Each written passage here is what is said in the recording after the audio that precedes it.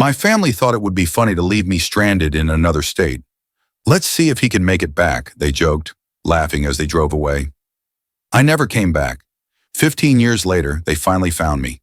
That summer I turned 22, I thought it would be like any other. Working full-time at my dad's hardware store for scraps of pay, living at home because college wasn't practical, at least according to my father Banks. And of course, playing the usual role of family punchline for my golden boy brother, Alan. We weren't poor, but we were far from comfortable. Vacations were things other families did. So when my dad announced a road trip to my uncle's wedding in Colorado, I should have known something was off. 3 days into that trip, I regretted not finding an excuse to stay home. My dad and Alan spent most of the drive tag-teaming insults, mocking whatever I said or did. Mom, her name's Irene, would mumble, "That's enough," every now and then, but never meant it. That was my family dynamic in a nutshell. Dad the tyrant, Alan his clone, and Mom the silent audience pretending not to notice the damage. To understand what happened, you need to know what kind of man my father was. Banks wasn't your average strict dad. He was the type to wake you up at 3 a.m. just to yell about a chore you forgot. The kind who'd throw out your stuff if it annoyed him. He told me I was worthless so often it started sounding like background noise. Alan caught on early. Be like Dad or be his target. Guess which one he chose. On the third morning, we stopped at some middle-of-nowhere rest area in Colorado. Just fields stretching for miles, mountains way off in the distance, and a tiny building with vending machines and a sad excuse for a bathroom. I'd been dozing in the back seat and needed to stretch my legs. Dad and Alan were laughing about something while Mom fixed her makeup in the visor mirror. I remember what I was wearing. Faded Metallica shirt, ripped jeans, beat-up Vans. I didn't bring my phone. It was charging in the car. Didn't grab my wallet either. Why would I? I was just going to the bathroom. I was gone maybe 10 minutes. When I came back out, blinking in the sunlight, our dark green Suburban was gone. At first I thought it was a joke. I checked around the parking lot, waiting for them to roll back in laughing. Nothing. I sat on the curb for an hour, telling myself they'd be back any second. People came and went. A trucker asked if I was okay. I said my girlfriend was in the bathroom. He nodded and drove off. After 2 hours, I stopped lying to myself. They weren't coming back. That kind of betrayal, when it's your own family, hits different. I thought about borrowing a phone to call them, beg them to come get me, but something in me froze. It wasn't fear, not exactly. It was remembering every humiliation, every time my pain was their entertainment. I could almost hear Alan. Dude, I bet he's crying right now. And Dad, he'll figure it out if he's not as stupid as he looks. Mom's useless voice trying to sound concerned. That was when it hit me. They didn't leave me by accident. They wanted to see if I could crawl back. So I didn't. I asked a woman nearby if I could borrow her phone. I didn't call home.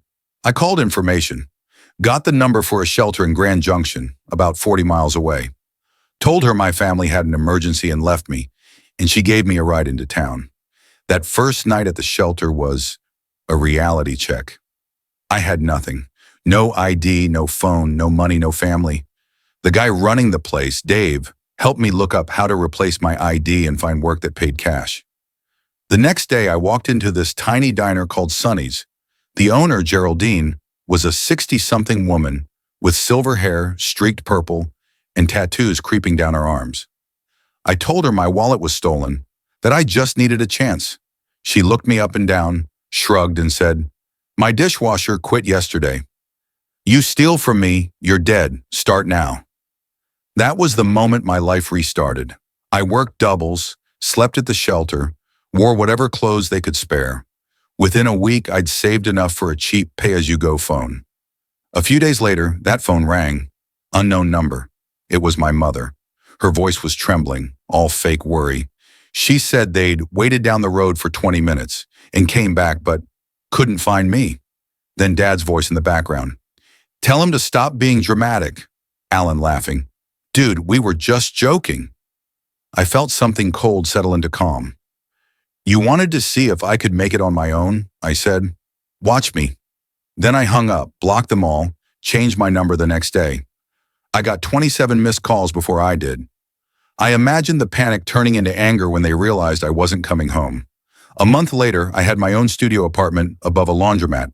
It was tiny, smelled like detergent all the time, but it was mine. I'd worked up to prep cook at Sonny's by then. Geraldine even started teaching me how to handle a knife properly. Every once in a while, I'd check my old email, the one my family had.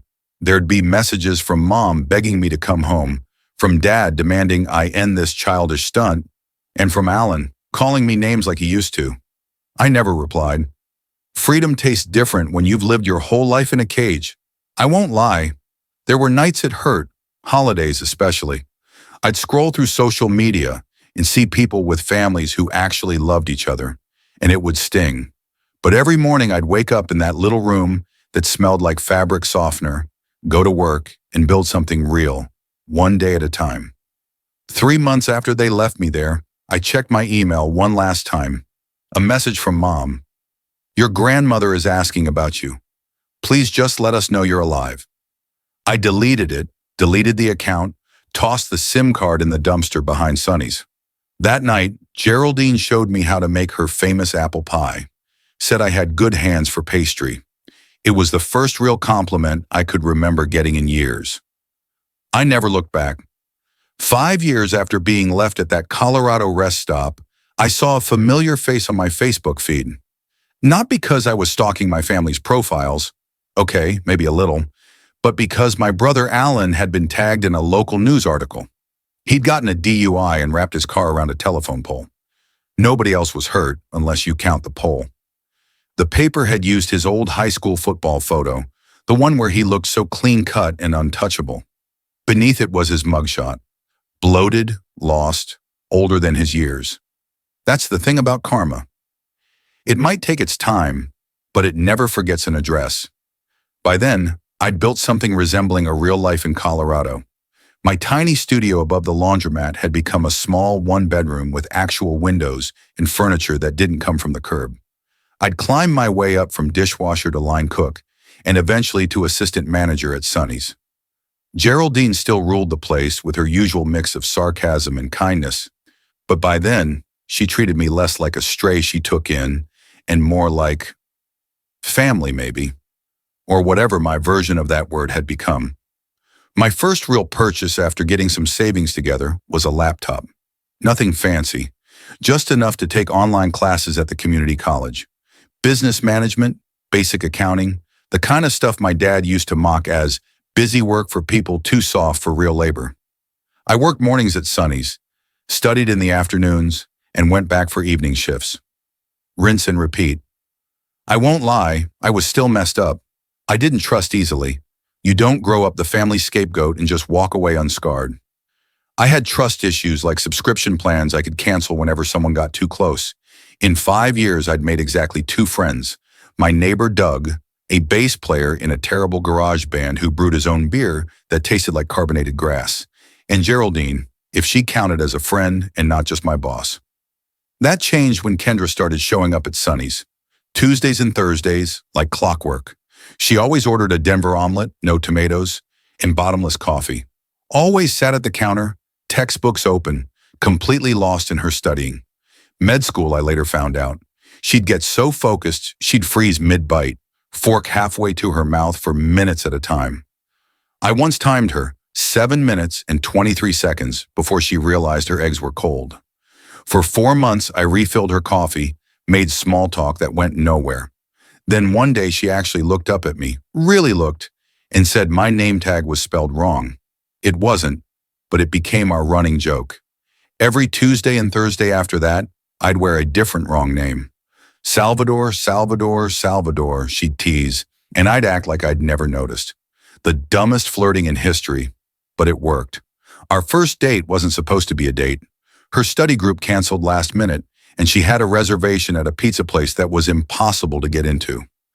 I happened to be wiping the counter when she got the text, and before I knew it, I was sitting across from her at Antonio's, pretending it wasn't a date while it very obviously was. 6 months later, she moved in. A year after that, we found a slightly bigger apartment together. Nothing special, but it had a bathroom where the toilet didn't run constantly, and neighbors who didn't practice bass solos at 2 a.m. I still checked in on my family sometimes through fake accounts. Not proud of it, but I did. The hardware store had gone downhill after a Home Depot opened nearby. I saw my dad ranting on community Facebook pages, his posts getting more bitter each week. Mom's feed turned into a weird shrine to family, constant throwback photos with captions about missing her boys. She tagged Alan, never me. It was like I'd been erased. Alan bounced between jobs, posting vague updates about new opportunities and fake friends, the usual social media smokescreen for a life quietly falling apart. Around year 3, Geraldine pulled me aside during inventory and said she was opening a second Sonny's across town. She wanted me to run it, not own it, just run it. Still, it felt unreal. I didn't sleep that night, convinced it was a joke or a test I'd eventually fail. People like me didn't get trusted with things like that. Banks had drilled that into me my whole life, that I was the screw-up, the waste of oxygen. Those words stick long after you've escaped the person who said them. But Kendra, half asleep beside me, told me I'd be stupid not to take it. Doug, through a cloud of weed smoke, said the same thing in his own way. Geraldine had never made me feel small, never made me feel like a burden. So I said yes. Sonny's East opened 6 months later. It was smaller than the original, with a different vibe, a different menu. My menu. I worked 90-hour weeks that first year, lost 10 pounds I didn't have to spare, fought with Kendra about never being home, came home more than once to sticky notes that read, "Remember you have a girlfriend." But it worked. People came, and they came back. We weren't getting rich, but we were surviving, and that felt like enough. 4 years after being left behind, I finally made enough to help Kendra pay down some of her med school loans. Not all of them, but enough to matter. When I showed her the payment confirmation, she cried.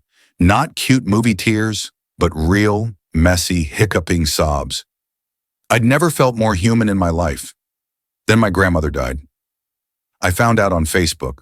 Mom posted one of her over-the-top tributes, paragraphs of hearts and angel emojis.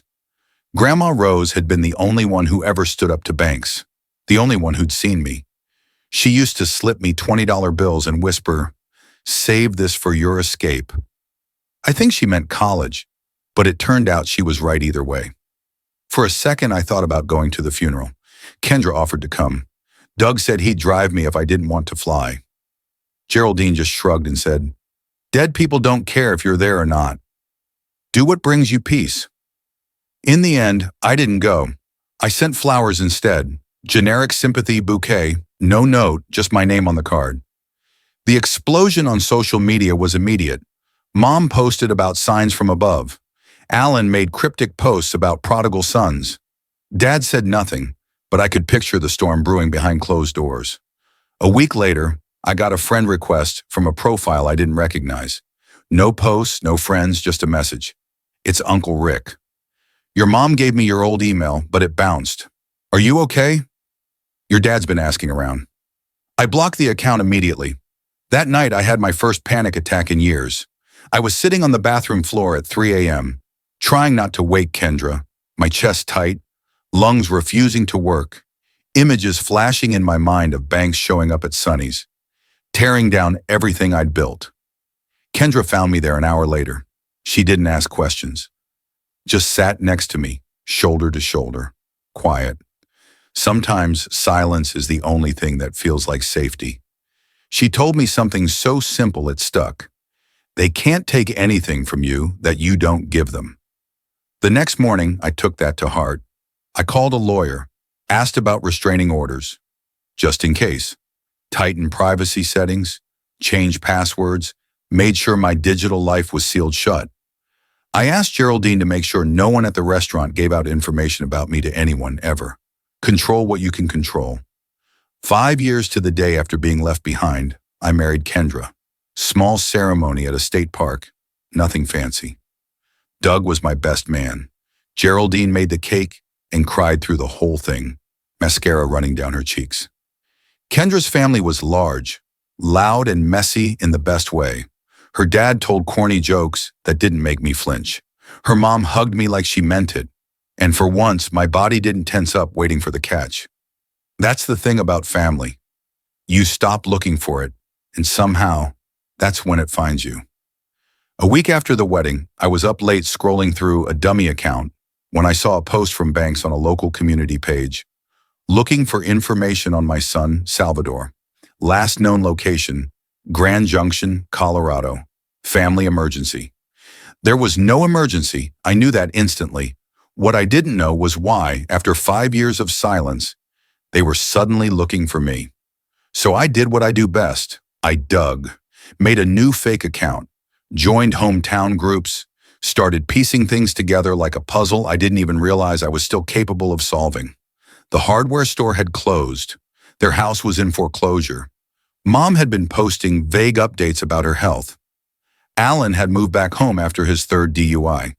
It all clicked together slowly, ugly and inevitable. They weren't looking for me because they missed me. They were looking because they needed something. And for the first time in 5 years, I smiled when I thought about them. Not because I was happy about their misery, but because I realized something important. I didn't care anymore. I closed the laptop, crawled into bed beside my sleeping wife, and made a quiet promise to myself. I'd keep watching from afar, not out of hate, not out of love, but because sometimes the best revenge isn't confrontation. It's peace. It's building something good while the people who broke you keep breaking themselves. It started 15 years after that rest stop in Colorado. I was at work when it happened. A LinkedIn notification that felt like a ghost reaching out. Someone had viewed my profile 27 times in one day. Weird, but not unheard of. Recruiters do that kind of thing all the time. What was unusual was the name. Alan Matthew, my brother. That's the thing about the past. It's patient. It waits in the tall grass until you start to forget. Then it lunges. By then, my life barely resembled the wreck it once was. Kendra had finished med school, completed her residency, and was working part-time at a local clinic so she could be home more. We had 2 kids, Ellie, 7, and Marcus, 4. We'd traded the apartment above the laundromat for a modest 4-bedroom on the edge of town. Not big, not fancy, but ours. The yard was small, the tomatoes never grew quite right, and somehow that imperfection made it perfect. Sonny's had grown too, 3 locations now. Not a franchise, just steady and local. Enough that I didn't have to work the line anymore, unless someone called in sick. Geraldine had semi-retired a couple of years back, though she still dropped by to supervise and complain that no one made her pie crust right. I had made peace, or at least I thought I had. I still checked in on the family sometimes, maybe once every few months, but the habit had dulled into something distant and mechanical. The last I knew, Banks and Mom had downsized after losing the house, and Alan had gone through a marriage, a divorce, and another marriage. Everyone seemed to have moved on, including me. But then that LinkedIn alert hit, and it felt like gravity shifted. 15 years of quiet, and now, this? I told Kendra that night while we were folding laundry, half watching some forgettable Netflix show. She paused, one mismatched sock in each hand, and asked if I was okay. I said I was fine. What I didn't say was that I suddenly felt 22 again. Alone, stranded, worthless. Hearing Banks's voice in my head telling me I'd never be enough. 3 days later, I was at Sunny's East, the second location, the original expansion. I was helping with inventory because our supplier had messed up an order again. Maya, one of our baristas, called from the front. "There's some family asking for you," she said. I smiled automatically. Probably Kendra's parents. They liked surprising us when they were passing through, but it wasn't them. Banks stood there, older, smaller somehow. His frame had shrunk, his authority evaporated. Irene looked tired, her hair dyed too dark, her face tight with stress. And Alan, he looked like Banks had at 40. Same posture, same arrogance, disguised as confidence. There was a young woman with them I didn't recognize. She hovered behind them like she wasn't sure if she belonged. Nobody said a word. The lunch rush noise faded until all I could hear was my own heartbeat thudding in my chest. Banks broke first. He said my name like a question. I nodded. Words wouldn't come. I'd pictured this moment 1,000 different ways over the years. Sometimes I told them off. Sometimes I was cool, detached, untouchable. Sometimes, on my weakest nights, I even imagined reconciliation. Reality is never neat. I gestured to an empty table in the corner, told Maya to bring waters, sat down, waited. They found me through a magazine article, Rocky Mountain Rising, 10 local success stories.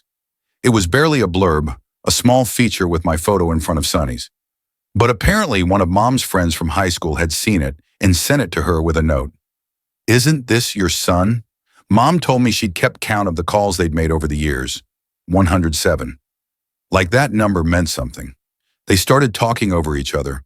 Mom saying how worried they'd been, Banks insisting I'd misunderstood what happened, Alan trying to play the friendly brother role.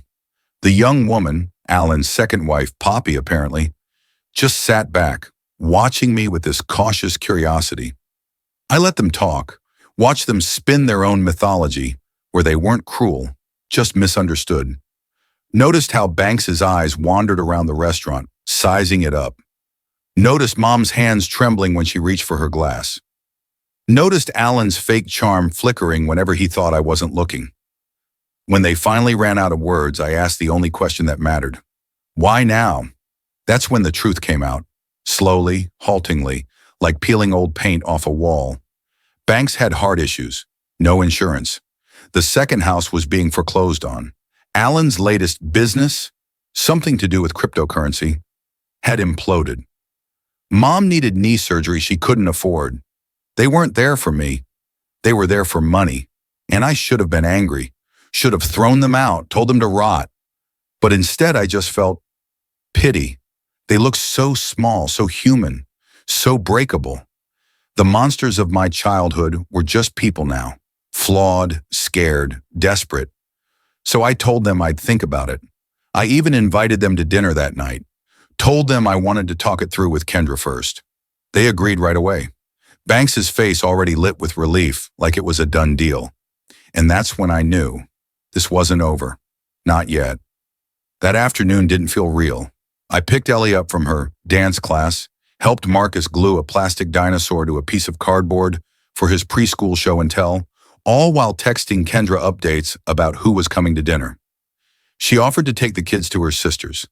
I told her no. I wanted them here. I wanted my family to meet my family.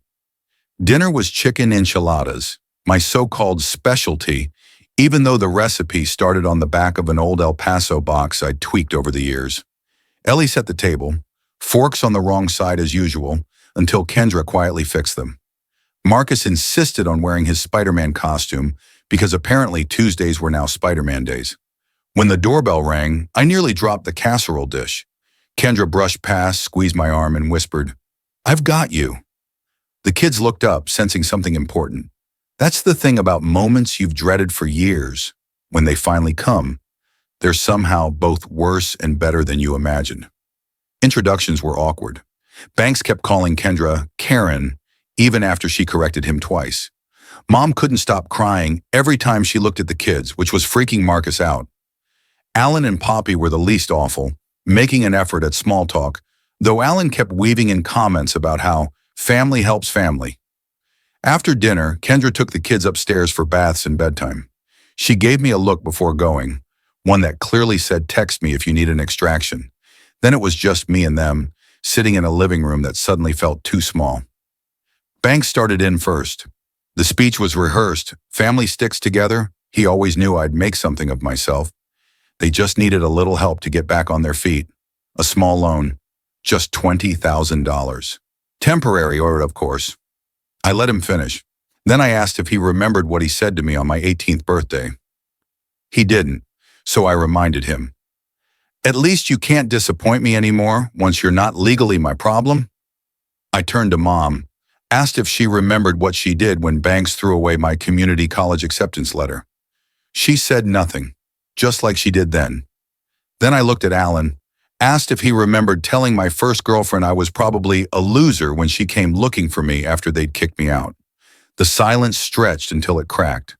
They shifted in their seats, tried to rewrite the past, tried to soften it. Banks's tone started to sharpen. That old dangerous edge that used to make me shrink. But here's the thing, I wasn't shrinking anymore. I stood up, walked to my office, came back with an envelope, handed it to him. He opened it and frowned. What the hell is this? Inside was a check for $73.50. In 2010, I said, that's exactly what a one-way Greyhound ticket from Grand Junction back home would have cost. The price of what it would have taken for me to get back after you left me there. The silence was absolute. Then Banks exploded. Called me ungrateful, selfish, said I'd always been a disappointment, the greatest hits album of my childhood, playing one last time. I didn't shout back, didn't even raise my voice. I just stood up and told him it was time to go. Mom switched tactics, tears, guilt. How could you do this to family? Alan's charm fell away, replaced with the same coldness I'd grown up fearing. Poppy just looked embarrassed. Maybe she saw what I saw years ago and hadn't wanted to believe. When they finally left, Banks crumpled the check and tossed it onto the front step like a child throwing a tantrum. I closed the door and leaned against it, legs trembling, heart hammering, but not from fear, from release. Kendra came downstairs a minute later, asked softly, "You okay?" I nodded, not trusting my voice. We cleaned the kitchen in silence, checked on the kids, folded laundry, the kind of ordinary routine that, in its quietness, felt sacred. Before heading upstairs, I opened the security app on my phone, checked the front camera. They were still there in the driveway, arguing. Banks waving his arms, Mom crying, Alan staring at our house with that look I recognized too well. Envy mixed with resentment. Finally, they got into their rental car and drove away. I've never seen or heard from them again, and I don't expect to. That chapter's closed. That's the thing about revenge. The real kind isn't loud or cruel. It's not a moment. It's a life. Every laugh from my kids, every inside joke with Kendra, every quiet Sunday morning where the only sound is coffee brewing and the world feels safe. Every single ordinary day that's mine, built on my terms. I never made it back home. I did something better. I built one.